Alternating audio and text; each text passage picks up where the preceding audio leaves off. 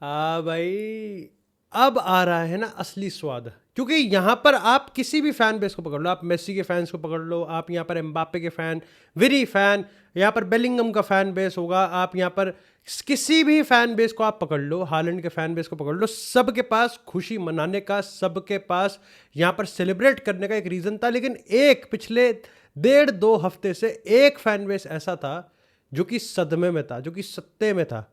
आज रोनाल्डो ने कहा कि आपके साथ प्रैंक हुआ पूरा कंप्लीट। सुल्तान ने अखाड़े में यहां पर आगमन कर चुका है, बैटिंग चालू हो चुकी है और क्रिस्टियानो रोनाल्डो ने बैटिंग में 2 बॉल पे 2 छक्के मार दिए। और यहां पर इसी के साथ अब आप कह सकते हो कि वर्ल्ड कप में आप सोच रहे हो कि 2026 का वर्ल्ड कप कितना आइकॉनिक होता हुआ दिख रहा है, क्योंकि एक भी सुपरस्टार, बस अब मेरे को लगता है कि आई थिंक अगले हफ्ते we are all gonna root for Neymar, एक भी सुपरस्टार पीछे हटने का नाम नहीं ले रहा। लियोनेल मेसी, और आज उनका जन्मदिन भी है, तो भाई happy birthday to Lionel Messi. And again this is iconic कि क्रिस्टियानो रोनाल्डो लियोनेल मेसी का प्रोफेशनली सबसे बड़ा पार्टनर यहां पर उनके बर्थडे पे परफॉर्मेंस ऐसे कर रहा था, और मेसी खुद अपने बर्थडे से एक दिन पहले सेलिब्रेशन करके चला गया।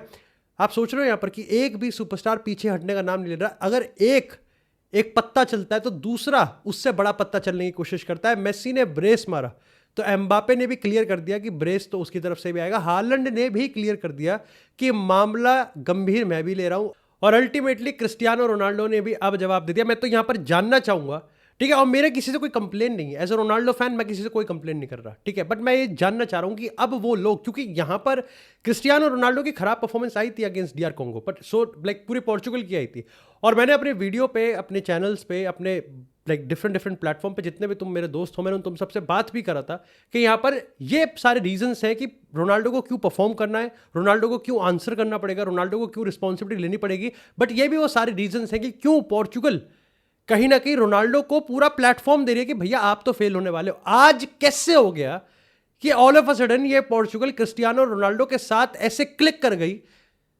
जैसे कि क्रिटिसिज्म, जैसे कि यहां पर कोई नेगेटिव डाउनसाइड है ही नहीं इस पोर्चुगल टीम का। और ऐसा नहीं है कि परफेक्ट है, अभी उसको भी डायसेक्ट कर देंगे। लेकिन अब यहां पे बात करें ज़्लातन इब्राहिमोविच की, बात करें थियरी हेनरी की, जो कह रहे थे कि रोनाल्डो को स्टेप डाउन कर जाना चाहिए। बात इसकी थी नहीं कि रोनाल्डो को ये बेटर करना चाहिए, रोनाल्डो को ये बेटर चाहिए। जो क्रिटिसिज्म रोनाल्डो की तरफ आ रहा था वो उसके शेयर एग्जिस्टेंस पे ही आ रहा था कि भाई तू वर्ल्ड कप में क्या कर रहा है यार, तू यहां क्या कर रहा है भाई, तू गया क्यों नहीं, तू यार तू थाईलैंड वाईलैंड घूम के आ जा रहा है यार, तू गया क्यों नहीं, तू यहाँ क्या कर रहा है यार, देख गोंसालो रैमोस, तू गोंसालो रैमोस की अपॉर्चुनिटी खा रहा है।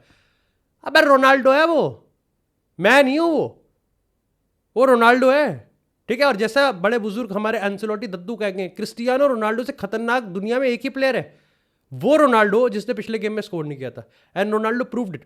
अगेन ज्यादा एग्जैजरेट नहीं करूंगा तो रोनाल्डो ने 2 गोल मारे, बैंगर गोल मारे, ठीक है। अगेन उसकी पहली गोल में उसकी पोजिशनिंग, और हर गोल के पीछे एक सेंस है।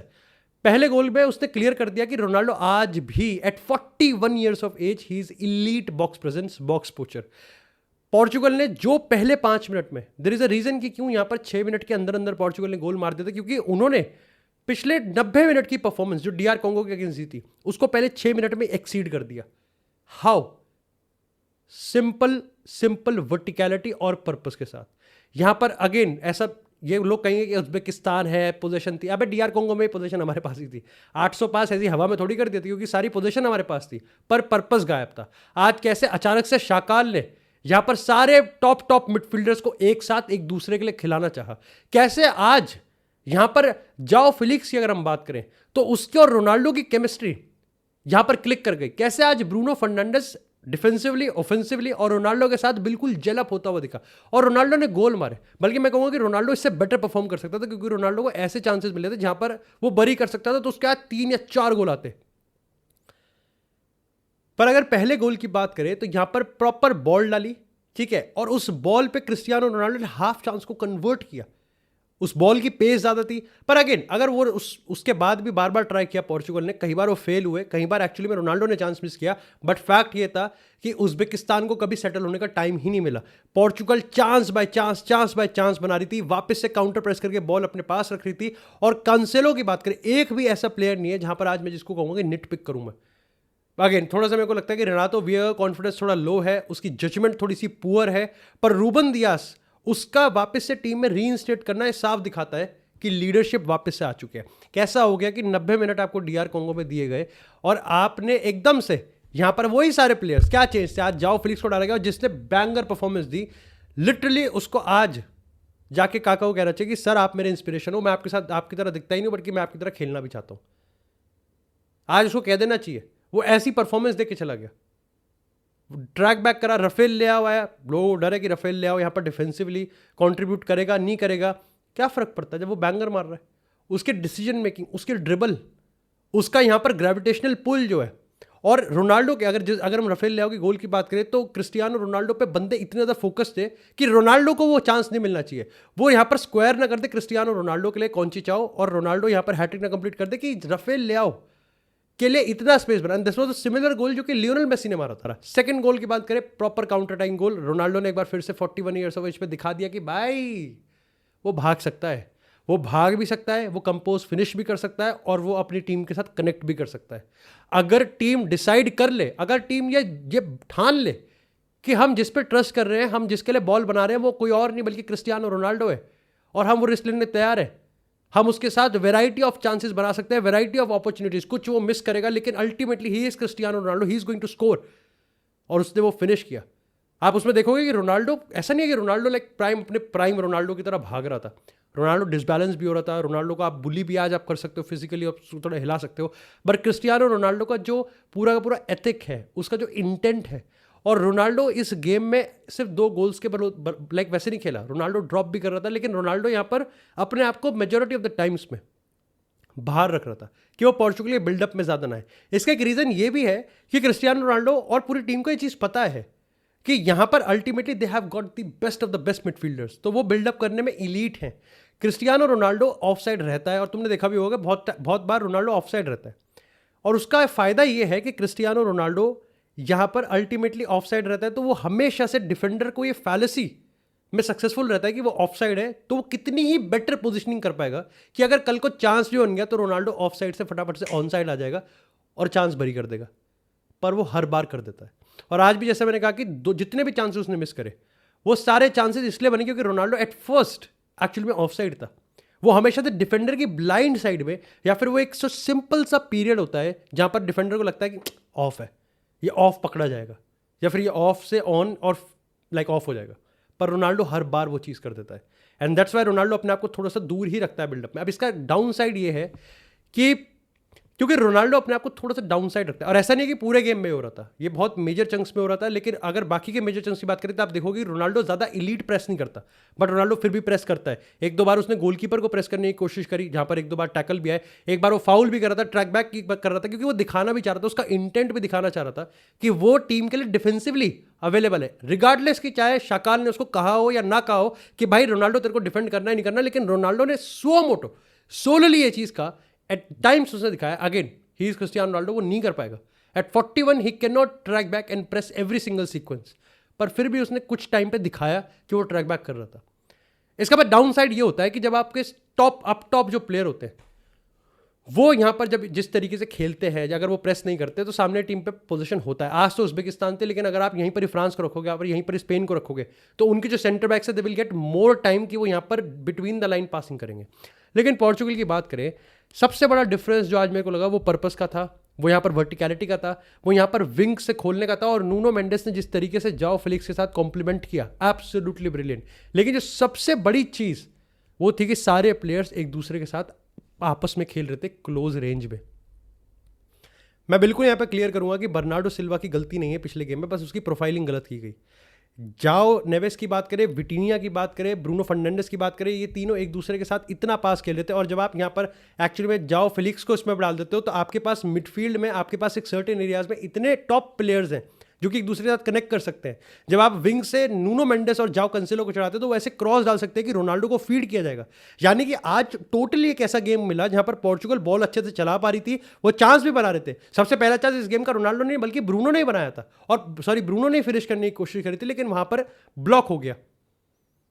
जब आप इतना इलीट बिल्डअप रखते हो तो कहीं ना कहीं यहाँ पर इसका कभी सवाल खड़ा ही नहीं होगा कि ये रोनाल्डो को पास देते हैं या नहीं देते हैं। कभी सवाल इस चीज़ का खड़ा ही नहीं होगा कि रोनाल्डो यहाँ पर एक्चुअली में इस टीम में कंट्रीब्यूट करता है नहीं करता है। आज आप मेरे को बात बता दो कि आपको इस पोर्चुगल के बिल्डअप में ऑफेंसिव टैक्टिक्स में क्या खराब लगा। अगर हम कॉन्चिचाओ की बात करें तो यहाँ पर वो इलीट 1v1 था। अगर राफेल लियाओ की बात करें तो उसने भी यहाँ पर डिफरेंस बनाया। अगर हम यहाँ पर रूबन दियास की बात करें प्रॉपर, अगर डियो कोस्टा की बात करें एक दो स्वीपिंग उसने भी की। अगर मैं विटिनिया की बात करूं तो बॉल को रिसाइकल करना और वापस से रिटेन करने में उसने भी जाओ नेविस की मदद करी। ब्रूनो की बात करें तो उसका हाई रिस्क हाई रिवॉर्ड वाला फैक्टर आज भी प्ले करा। लेकिन आज के गेम को देख के कोई ये नहीं कहेगा कि भाई आज इन्होंने रोनाल्डो के लिए नहीं खेला या फिर आज ये फाइनली, आज ही पासिंग बहुत करी, पर आज वो passing just for the sake of passing नहीं हो रही थी, आज वो पासिंग फॉर पर्पस हो रही थी। आज बार बार ढूंढा जा रहा था। और Uzbekistan despite 5 at the back खेल रहे थे, डिस्पाइट कि वो यहाँ पर एक लो ब्लॉक रखने की कोशिश कर रहे थे, लेकिन क्योंकि इतने प्लेयर्स थे बिटवीन द लाइंस, इतनी बार यहाँ पर डिफेंस लाइन बिटवीन लाइन को काटा जा रहा था कि यहाँ पर ultimately they could score a goal. Divyansh का सारी ही चीज़ें बढ़िया थी? नहीं, सारी चीज़ें बढ़िया नहीं थी। सबसे पहला जो कॉन्स था वो ये था कि डिफेंस लाइन अभी भी ट्रांजिशन में थोड़ी सी शेकी लगती है। अब इसमें रीज़न ये था कि रेनातो वेगा मेरे को पूरे गेम में एट टाइम्स लगा कि उसकी जजमेंट इतनी इलीट नहीं है जितनी इलीट वर्ल्ड कप में चाहिए। दूसरी चीज़ मेरे को ये समझ में नहीं आया कि जब हाइड्रेशन ब्रेक खत्म हो उसके नेक्स्ट 10 मिनट पोर्चुगल के पास मोमेंटम था ही नहीं। उन्होंने शायद से बॉल भी छुई होगी नहीं छुई होगी, वो मेरे को थोड़ा सा लगा कि जब पोर्चुगल डोमिनेंस बना सकती है तो वो उस डोमिनेंस को खुद वॉलंटरली क्यों छोड़ रहे हैं? वो why they are actually giving Uzbekistan को इतना चांस क्यों दे रहे हैं, इतना मोमेंट क्यों दे रहे हैं कि वो पोर्चुगल पे चढ़ पाए? क्योंकि अगर उज्बेकिस्तान चढ़ पा रही है तो यहाँ पर कोई भी इलीट टीम होगी जो फिजिकल होगी, जो कि बहुत ज़्यादा यही जो चीज़ पोर्चुगल करने की कोशिश कर रही है, कुछ हद तक इसी का एक इटरेशन वो पोर्चुगल के साथ करेंगे, वो गोल मार देंगे। दूसरी चीज़ जो कि मेरे को और थोड़ी सी खराब लगी वो ये था कि आई थिंक पोर्चुगल को और शॉट्स लेने पड़ेंगे। They have to take more shots. Again जैसा मैंने कहा कि ऑफेंसिवली आप निटपिक नहीं कर सकते, बट पोर्चुगल के पास इतना पोजीशन है, इतने चांसेस हैं दैट दे कैन टेक और मोर शॉट्स, वो और अच्छे शॉट्स ले सकते हैं। और एक और चीज़ जो है कि भाई यहाँ पर जो सब है, जो इम्पैक्ट सब्स है, they have to deliver more. Again Conceicao perfect game, मेरे को लगता है मैं इससे ज़्यादा नहीं डिमांड कर सकता। अगर राफेल लियाओ की बात करें बढ़िया, जाओ फेलिक्स की बात करें आज तो स्टार्टिंग ही करी उसने। अगर मैं यहाँ पर और एक चीज़ कहूँ तो आई थिंक पोर्चुगल को इन सब्स की और भी ज़्यादा ज़रूरत है, और भी ज़्यादा इन सब्स की नीड है बड़े गेम्स में। क्योंकि ये पूरा का पूरा वर्ल्ड कप मेरे को समझ में आ चुका है कि यहाँ पर सब्स्टिट्यूट्स बहुत बड़ा रोल प्ले करने वाले हैं कि आपका गेम कौन से प्लेयर्स खत्म करेंगे, कौन से प्लेयर्स शुरू करेंगे। अर्जेंटीना में क्लियर है कि यहाँ पर मोलिना की बात करें, यहाँ पर जूलियन अल्वारेस की बात करें, यहाँ पर निको गोंजालेस की बात करें, ये सारे प्लेयर्स खत्म करेंगे। लोतारो मार्टिनेस हो गया, मेडिना हो गया, या फिर कोई और प्लेयर हो गया, ये सारे शुरू करेंगे। पोर्चुगल में भी ये चीज़ होनी चाहिए। और शाकाल के लिए बहुत बड़ा है कि यहाँ पर अगर उसके लिए जाओ कंसेलो का बैकअप नेल्सन सेमेडो है then he should be in great form. अगर उसके लिए नूनो मेंडेस का बैकअप डियोगो डालो है then he should be in great form. अगर वो विटिनिया, जाओ नेवेस, ब्रूनो में से कोई खिला रहा है तो अगर उसका बैकअप बर्नार्डो सिल्वा है ही should be in great form. क्योंकि पता चल रहा है कि वो सामू कोस्टा की बात करें, यहाँ पर अगर हम मतायस नूनेस की बात करें, यहाँ पर अगर हम ट्रियंकाओ की बात करें, they might not be on the same level. और वर्ल्ड कप डिसाइड हो रहा है क्योंकि यहाँ पर हाफ टाइम नहीं, यहाँ पर 2 हाइड्रेशन ब्रेक्स भी, और हमने देख लिया बहुत बड़े गेम्स में कि मोमेंटम शिफ्ट होता हुआ दिख रहा है। लेकिन क्रिस्टियानो रोनाल्डो फाइनली अपने आप को अनाउंस कर चुके हैं वर्ल्ड कप में। उन्होंने यहाँ पर वर्ल्ड कप के रिकॉर्ड्स भी बनाए कि पहला ऐसा प्लेयर जिसने 6 वर्ल्ड कप में और कंसेक्यूटिव वर्ल्ड कप में यहाँ पर गोल मारा है। इसी के साथ पहला ऐसा player, oldest player to score a brace in the World Cup at 41 years old. Portuguese history का प्लेयर जिसने सबसे ज़्यादा गोल स्कोर उसने ओवरटेक किया उसेबियो को, और ये सारे रिकॉर्ड क्रिस्टियानो रोनाल्डो ने बनाया। तो again if you are a Ronaldo fan, अगर आज के बाद कभी तुमको कोई बताने की कोशिश करे पोर्चुगल लूज करे, हारे, ड्रॉ करे, that Ronaldo is finish and Ronaldo doesn't deserve to be in the World Cup, मत करना बात।